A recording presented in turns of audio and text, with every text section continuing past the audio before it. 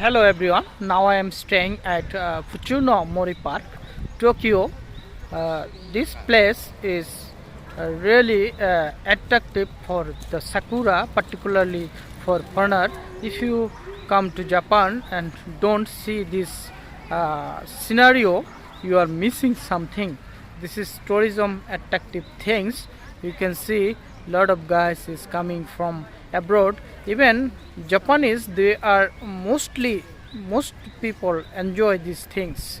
So you see sakura is three kinds. One is a white color, other is pink and red color.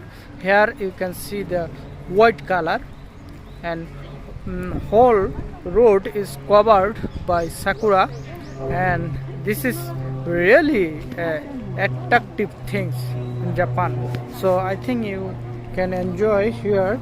If you don't come to Japan and want to enjoy the sakura, you can enjoy from this video. Thank you very much.